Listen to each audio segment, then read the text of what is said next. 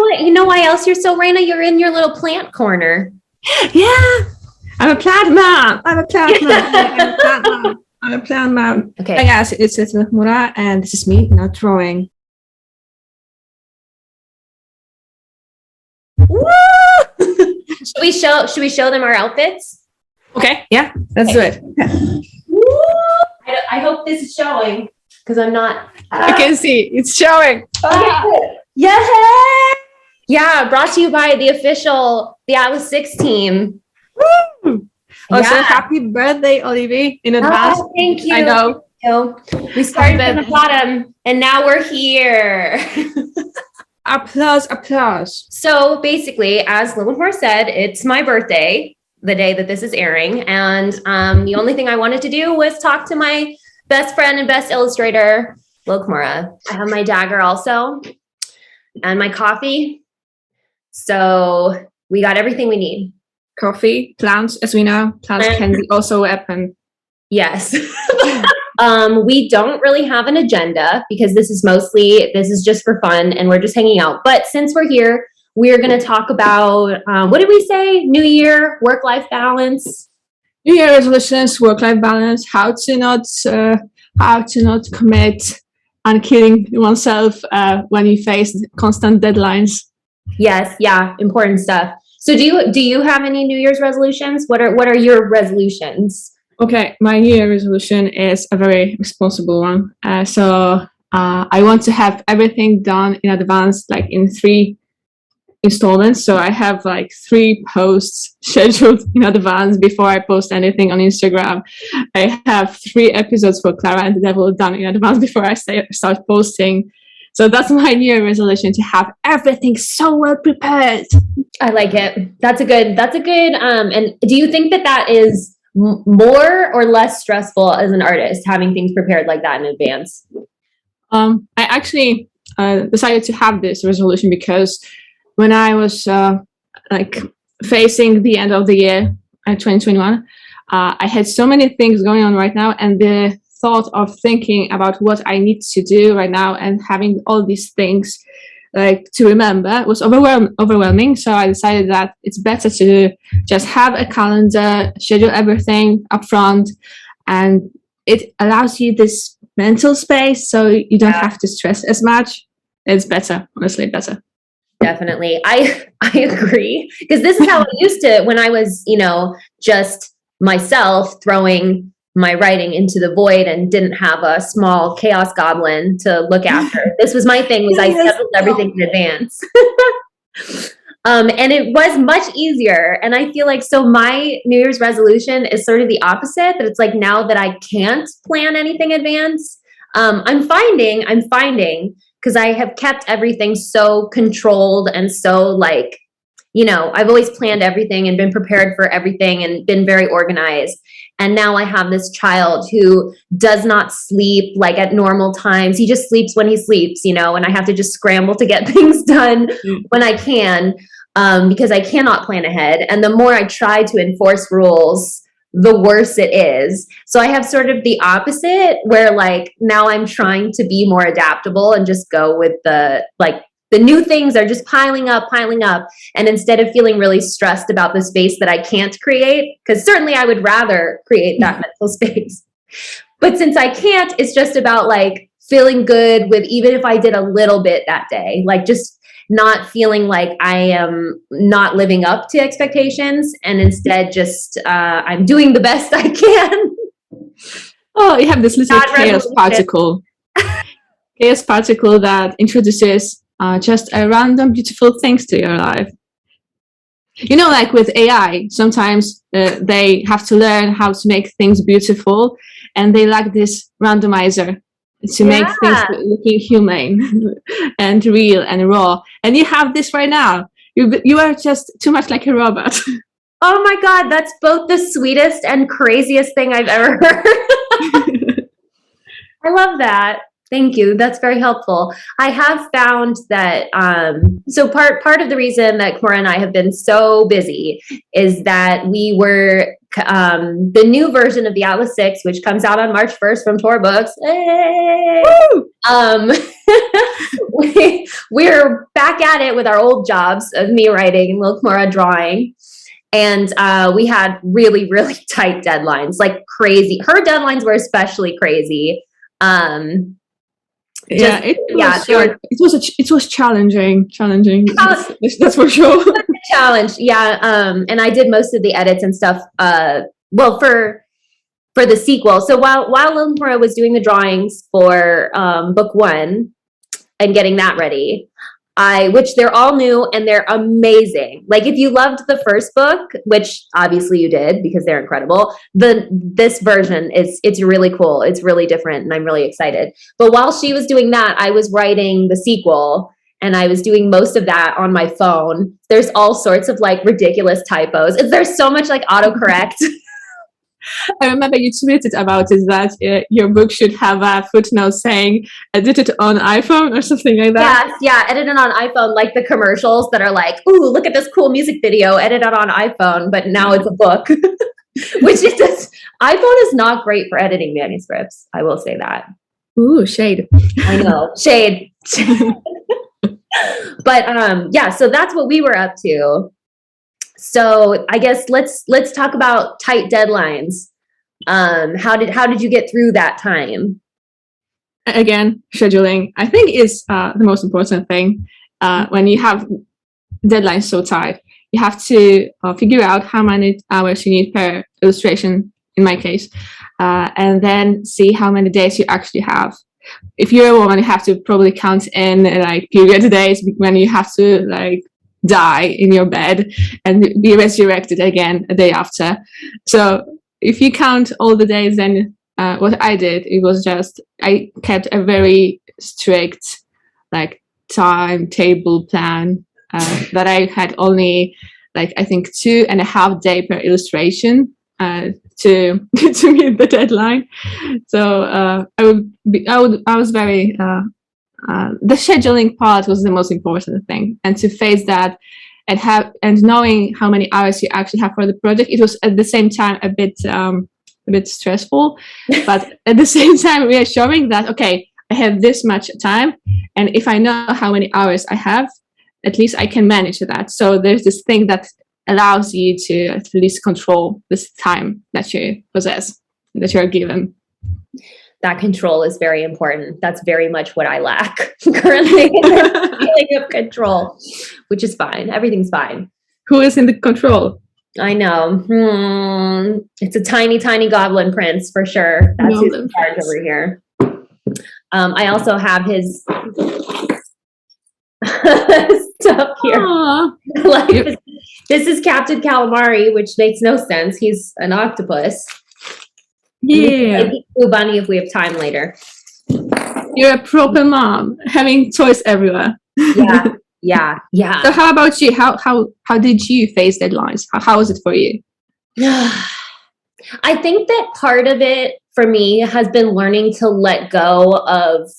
A lot of this has been learning to let go because I had to share an earlier draft than I normally would have with my editor. Like if it were up to me, I would have gone at least 2 rounds of revision, but I just had to accept that I didn't have time. And it was more important that I got feedback than that what I gave her was perfect.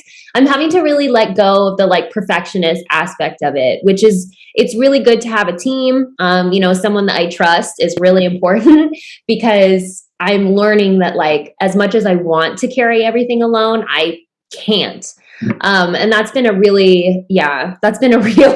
roadblock. But we've always talked about how in our partnership, trust is so important. I think in any creative partnership, it's important that you don't feel like isolated. Yeah, having this good communication going on. Yeah. But also, would you mind if I just ask about one thing that you mentioned, like yes. Trying to say goodbye to perfectionist in you? Mm-hmm. How do you do it? How do you do it?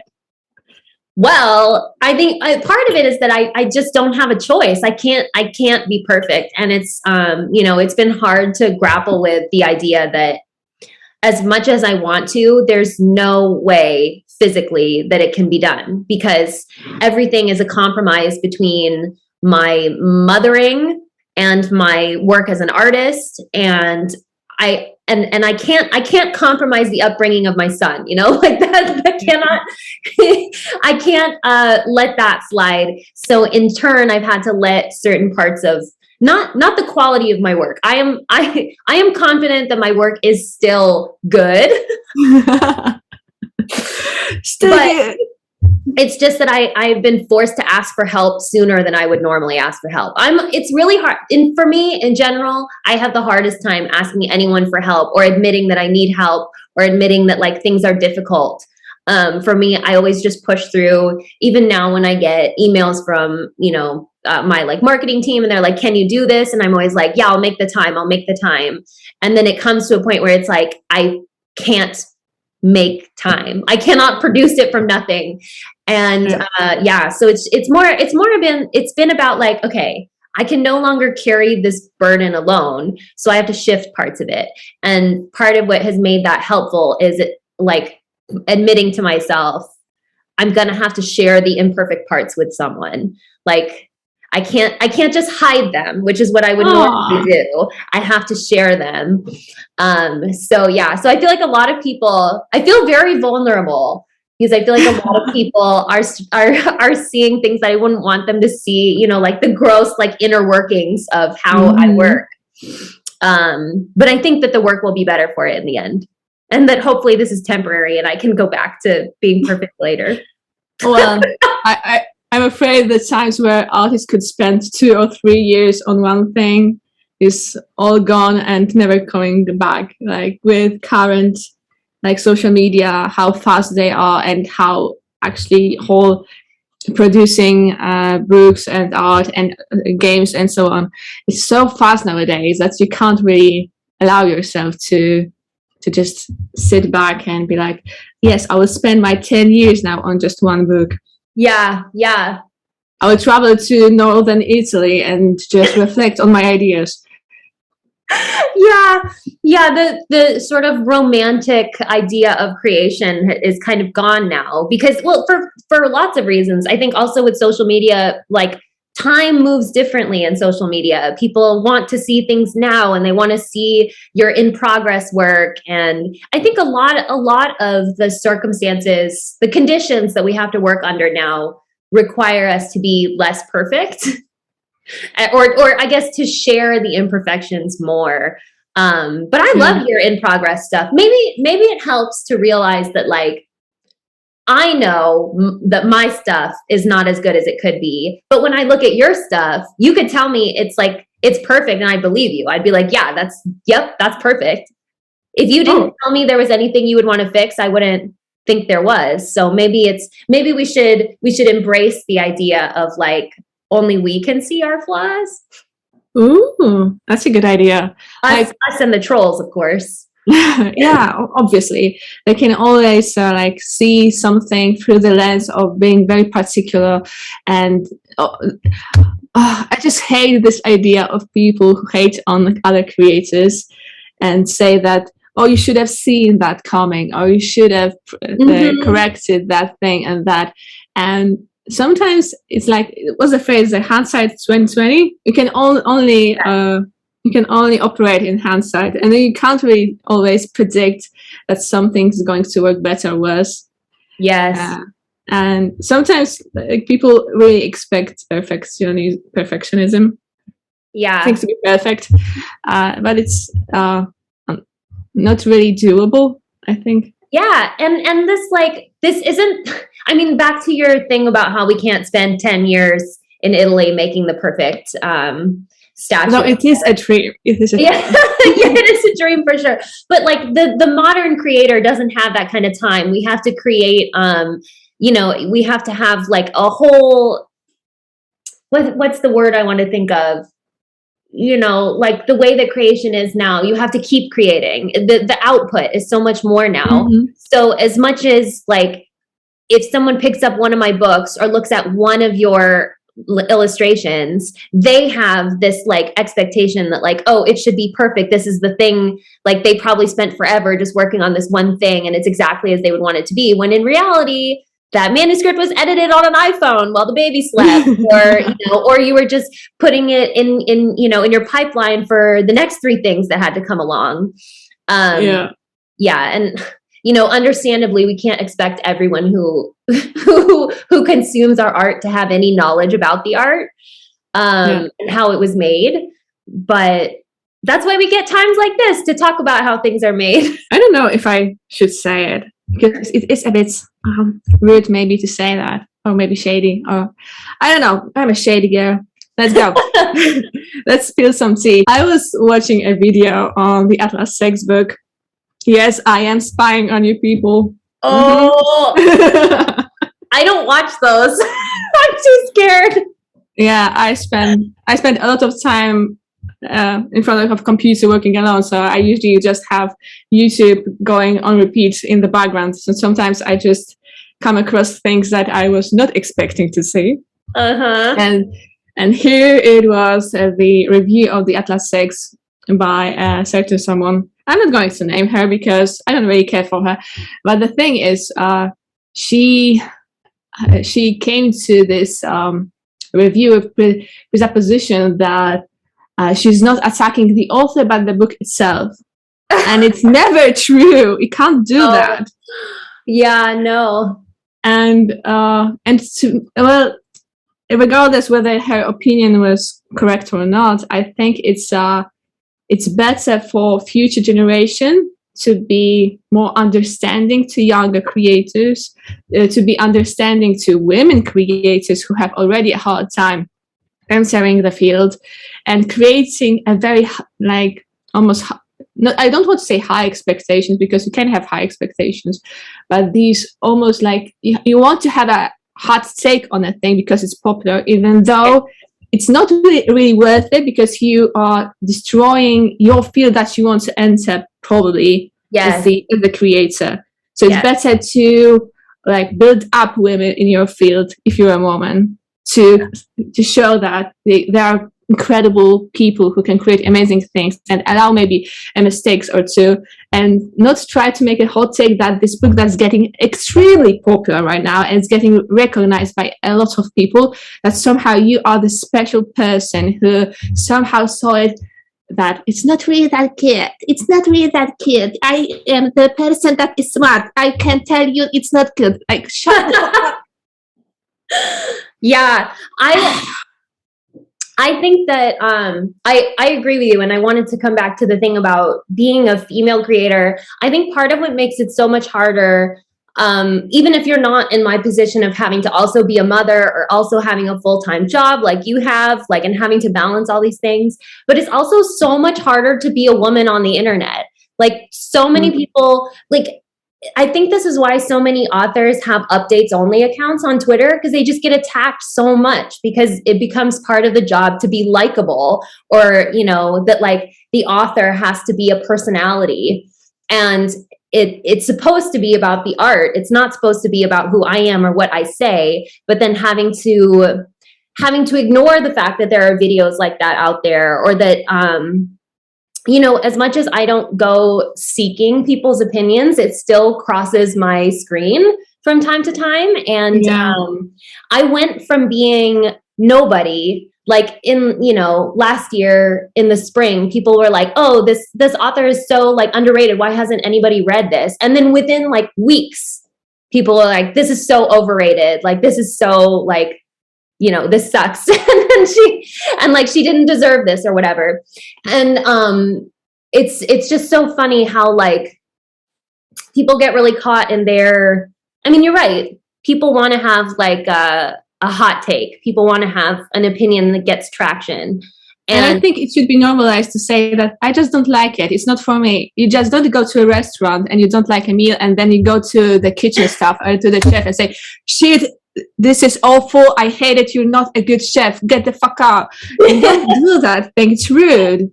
It's rude. You don't say it. You just don't. If you are the person who dislikes a meal and then writes a bad review on like Google reviews, blah, blah, blah. I don't like you. I don't say hi to you. Don't talk to me. I don't know you. Yeah. No. And especially with the Atlas 6, I mean, I'm sure you can agree, we didn't think that the world was going to see it. We thought that like a few people were going to read it. Yeah, and I remember when I was preparing sketches for that book, it was 2 years ago already, and I was like doing it in between my like marketing agency work stuff, and it was like really like just before bed sketching another character because I had to finish it before sending it to you. And it was already. It was just a favor to me. Like it wasn't, and this was my book. This book was sandwiched in between two other book releases. I had a book that came out in, what was it, October or November or something? And then the Atlas 6 came out in January. And then my next book, like my next manuscript was done in March and my next book came out in June. So it was just part of like a long, I didn't sit down and go, this is the perfect book and it's exactly how I want it. And I hope it goes viral and then everyone will see like all the things that I definitely wouldn't have fixed if I'd had more time, you know? So yeah, but that's okay. I think I think that it is very true that if you make something that everybody likes, then you didn't take enough of a risk. You know, that like everybody has their taste and people are going to dislike things because that's just how it is. If you make something that people just feel sort of meh about and everybody feels meh about, then is it really art? Oh, true. Yes. And it's okay to not like things. Just say you don't like it and move on. Yeah. I guess this has turned into it's a constant though. It's a constant evolving conversation of how do you deal with negativity? How do we deal? I don't know. I don't have time to deal with it. I think that's how I deal with it, is I don't have time to think about it. Well, I think I already said it to you, like in previous videos, that I have my dedicated people that I told them, be frank with me, tell me what I have to correct about my art. And these are designated people for opinions. The rest of them are I treat them like this meme. Oh, there's this meme of a guy who is, I think, a teenager who's like have this veins popping out, like he wants to say something like, "Ooh!" And whenever I read, yes, that one. Yeah, whenever I read an angry comment, this is what I have in mind. This meme. Good. That's good. I love that. Yeah. Because people who leave angry comments that are not really like based in merit.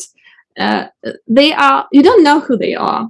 They can be like teenagers who don't know yet how to express their opinions or critics, because I believe that sometimes people feel like there's something they want to change but don't know how to articulate it yet, and they do not realize that they come across as rude or like insensitive. So I want to give that it was like something of a doubt. What's the phrase? Credit of a doubt. Yeah. I also think that it's a very innately human thing to want to be heard, and to I think that the internet is a particularly lawless place where, like, you know, if you say something rude, nothing happens. No one like comes out of the screen and like smacks you and is like, no, that's rude. Like the way there are no consequences the way that there would be in real life. And everybody just wants to be heard. And sometimes it doesn't matter how they're heard or what they're heard saying. But I think that you're right to bring it back to what you said, that like, especially if you want to be a creator of art, it does not do any good to bring other artists down, because all you're doing is demeaning your own field, cheapening your own work. Because it's like I said, there's so many authors who aren't on Twitter anymore, who aren't active in their social media because they get pushed out. And unless you want that to happen to you, you know, I think there are lots of people who would kill for the success that I had.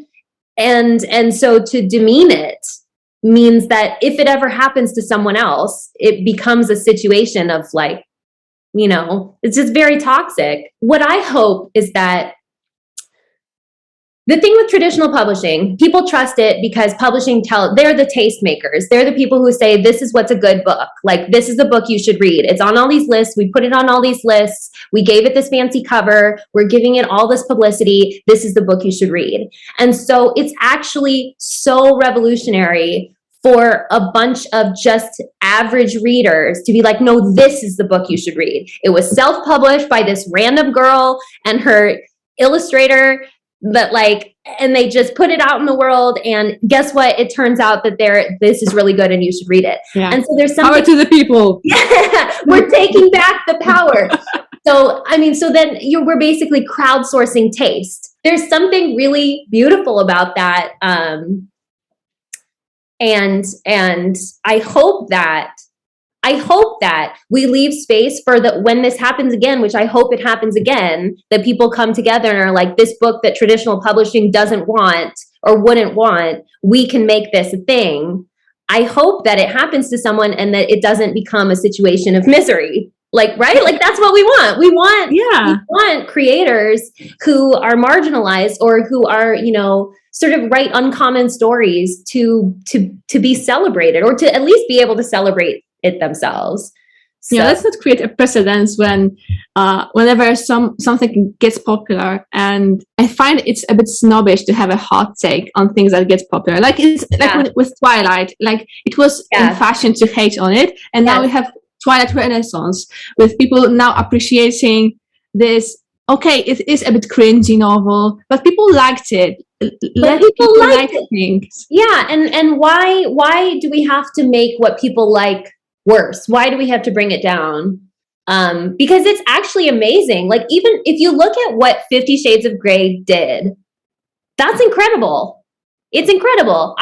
It's not for me, but what it did was amazing. And there really is no benefit to hating things because other people like them.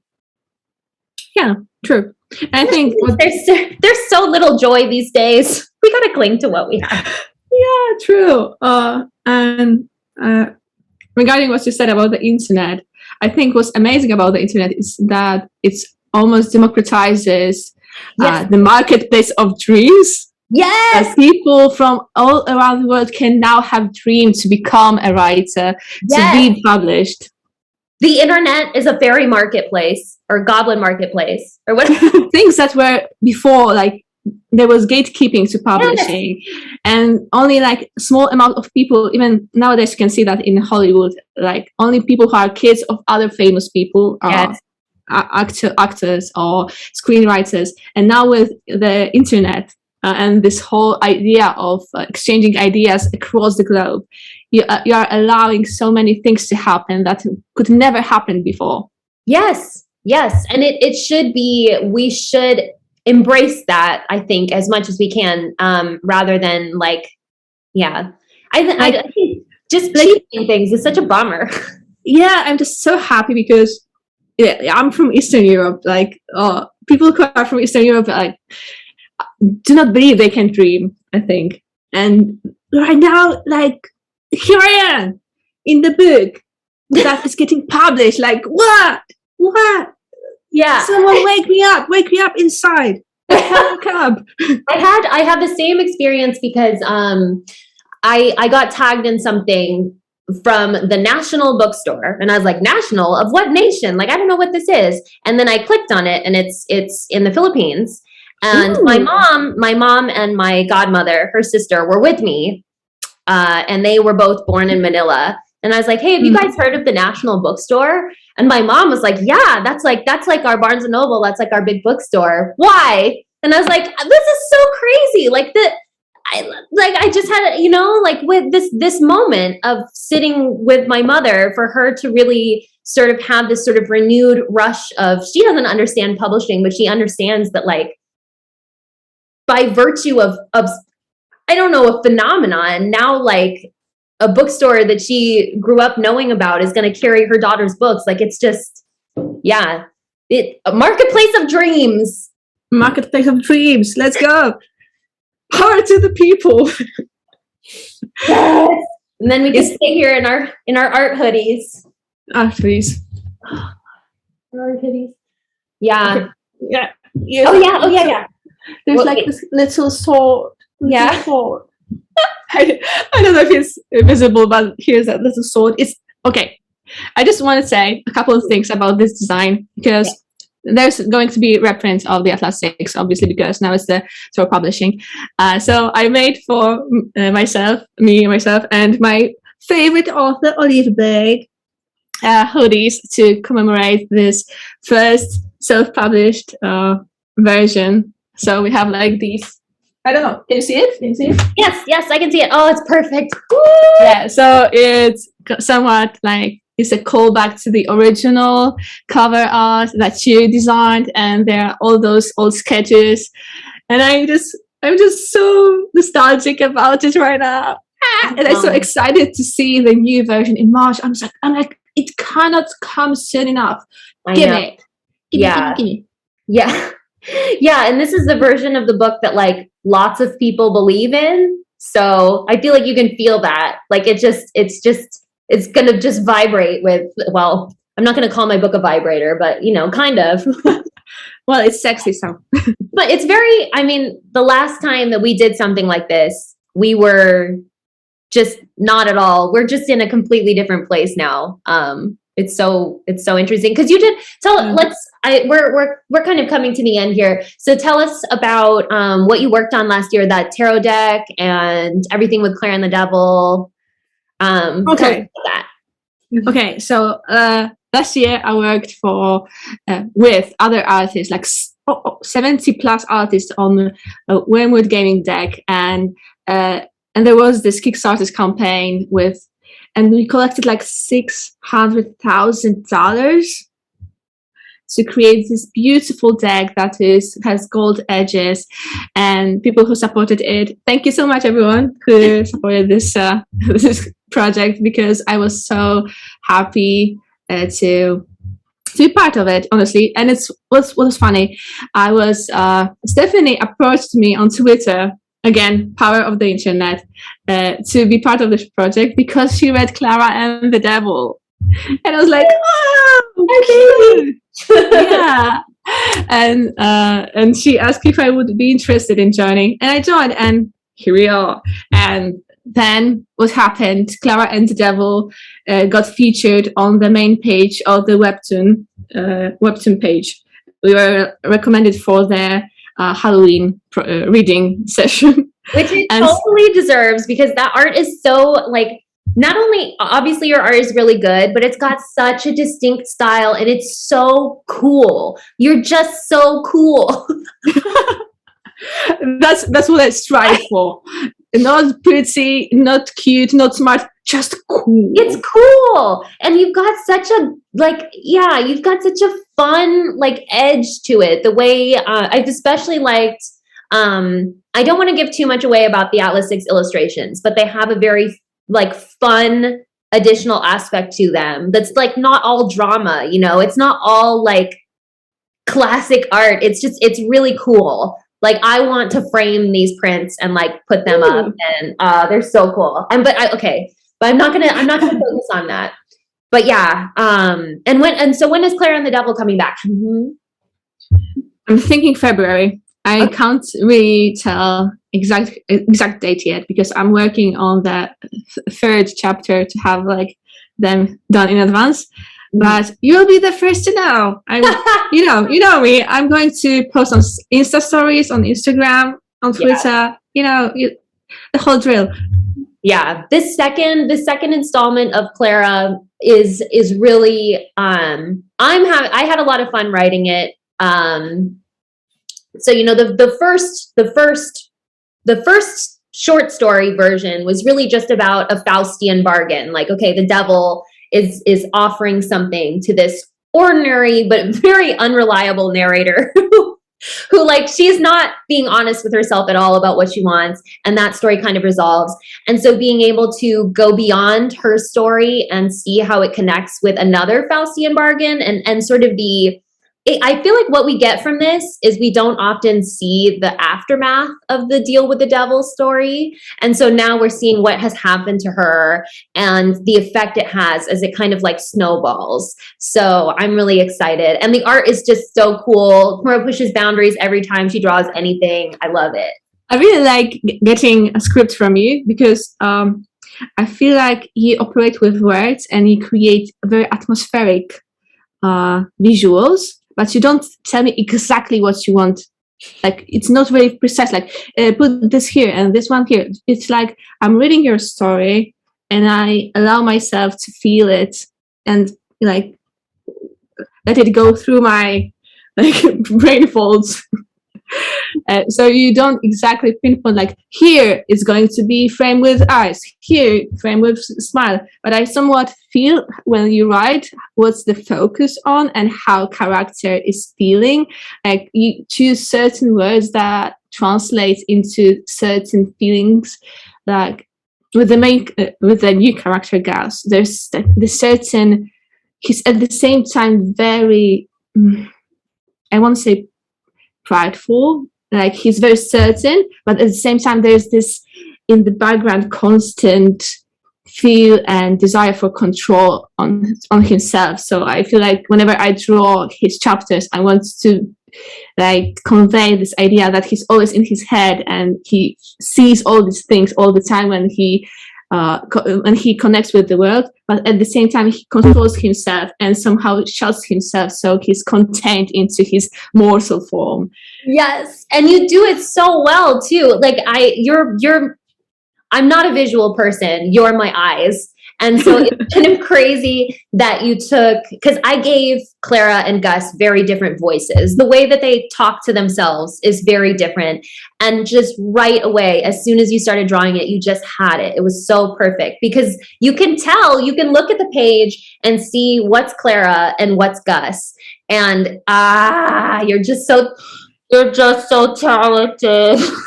Look at us being amazing, brilliant, show-stopping, absolutely amazing. But definitely Clara and the Devil is our most like collaborative work because, you know, yeah. I give you a script that's just a few pages long that has it just says like put something here or like just go with what you feel here, and then you transform it into something that has its own like visual language. So yeah, this is I love this project so much. Yeah, it's such a good project. I love it so much. I love working on it. It's just so good. Is there anything else you'd like to tell the people? Tell the people. Oh, I don't know. I'm not really good with words. I'm just really appreciative to anyone who reads and to sees our works, and it's just amazing to see how people engage with anything that you or I do. It's just amazing and almost like hard to believe that's happening. It is. It's weird. It's that there's so many people who are part of our lives. And they exist like in these different sides of the world and just they know about you. Yeah. I mean, we're already a microcosm of that. We're like the fact that we know each other, that we met through art is like crazy. But yeah. So on that note, thank you for joining me on my birthday episode. So that Happy birthday! Thank you. It's Aquarius season, you guys. Get weird. But yeah. Okay. So anyway. Okay. This is little Chmura not drawing, and this has been me, Olivie Blake, not writing. We'll see you next time.